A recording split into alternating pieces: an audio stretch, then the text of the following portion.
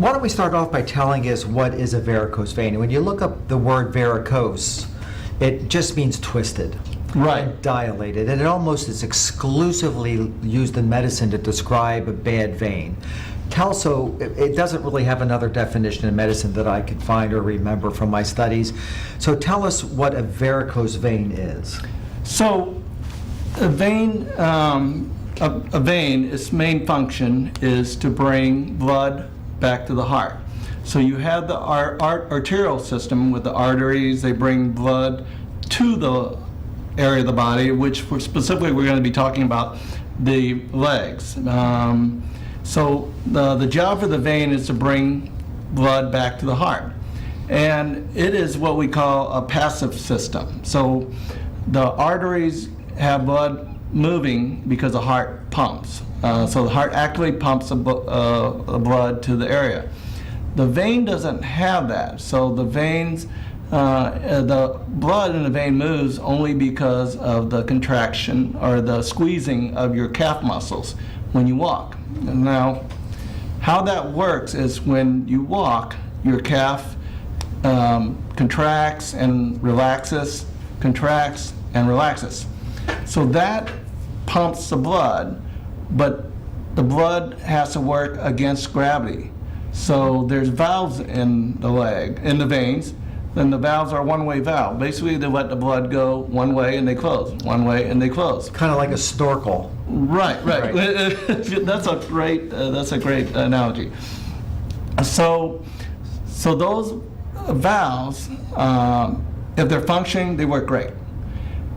For some people, and we'll talk about why that is, some people, those valves become leaky. So when the valves become leaky, initially a small amount of blood will leak every time the leg contracts. So with time, more and more blood leaks down into the lower leg because gravity pulls the blood down. Let me, just for clarification, it doesn't leak out of the vein into the muscle, it leaks through the valve into lower parts of the vein. Mm-hmm. And does that make the vein dilate or get bigger? Yes, that's definitely part of the problem, because so as the vein gets more full, it dilates or gets bigger, and it gets bigger, it pulls the valve apart. So it's kind of like a chicken and egg. You know, do we think the veins got bigger and the valve started leaking, or the valves started leaking first and then the vein got bigger? Either way, the final result's the same. You have a big, boggy, dilated vein that isn't moving any blood at all. And then the blood just sits there stagnant. So as you realize, stagnant blood's not good. You have waste and toxin in it, so it sits there and irritates the leg.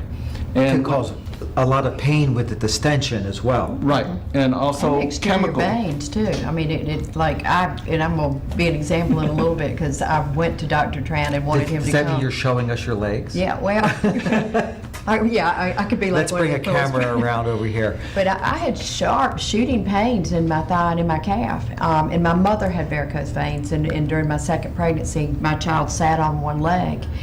And I kept thinking, I don't want to have, a clot or thrombosis or something, so I need to check this out. And come to find out, I was doing exactly what you said. And I had some, actually, that looked kind of bulging on the outside a little bit too. And since you've treated them, that's almost gone away also. So, I mean, and the pain's gone away completely. I want to mention that a lot of people, because you said to me when I came, people used to have their veins stripped. You don't do that anymore. So if you are scared of something because you heard some relative say, I had my veins stripped and it was awful, it is so easy, so completely different and so completely easy. It took away the pain, and now I know that the good vein is carrying all the blood and functioning wonderfully. Right, that's just a great point, Jean.